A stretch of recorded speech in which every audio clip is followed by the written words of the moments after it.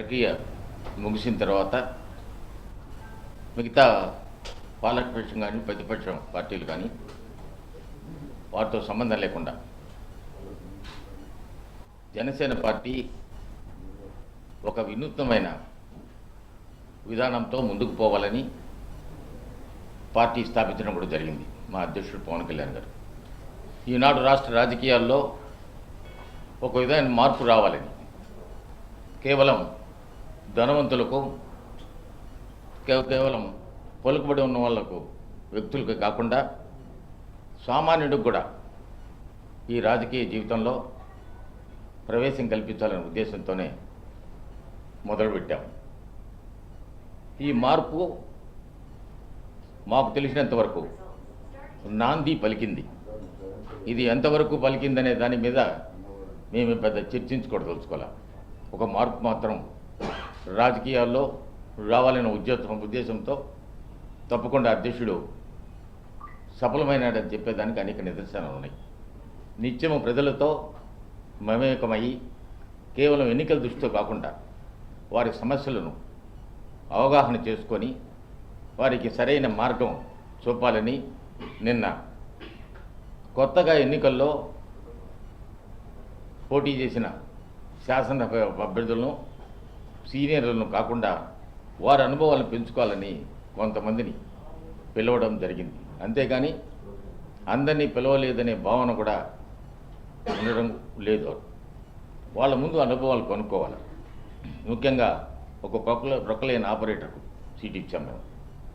ఒక bus conductor retired bus conductor కొడుకు కూడా సీట్ ఇచ్చాం. వ్యవసాయ కూలీ కుమారుడికి కూడా సీట్ ఇచ్చాం.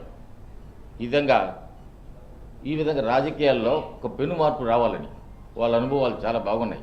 వాళ్ళు చెప్పారు, మాకు ఈ కొత్త అనుభవం సార్, ఎప్పుడు కూడా శాసనసభకు పోటీ చేస్తామనే ఊహ కూడా లేదు మాకు.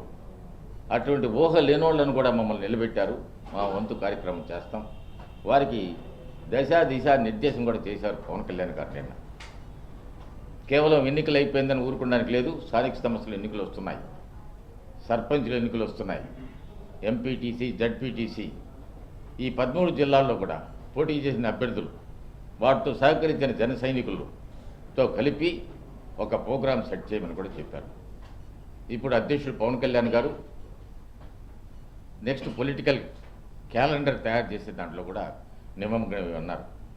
త్వరలోనే కూడా ఆ క్యాలెండర్ కూడా విడుదల చేయడం జరుగుతుంది.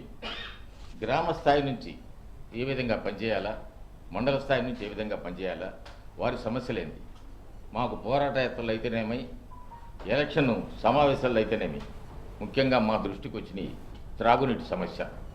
గోదావరి పక్కనుంది, గోదావరి పక్కనుండే గ్రామాలకు మాత్రం తాగునీరు లేదు.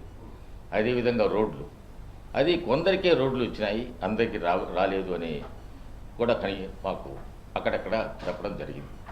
మేము చెప్పేది ఒకటే, ఎన్నికలు అయిపోయినాయి, రాజకీయాలు పక్కన పెడతాం, అభివృద్ధి మీద దృష్టి సారిస్తాం. మేము ఎప్పుడు కూడా అనుకోవడంలా ఈ సర్వేలన్నీ వస్తున్నాయి, మాకు ఆ సర్వేలతో పని లేదు. మాకు మార్పుకు నాంది పలికింది 23 దాకా ఏ విధంగా ఉన్నదో మాకు మాత్రం నిశ్శబ్ద విప్లవం మాత్రం కనిపిస్తూ ఉంది. ప్రక్రియ ముగిసిన తర్వాత మిగతా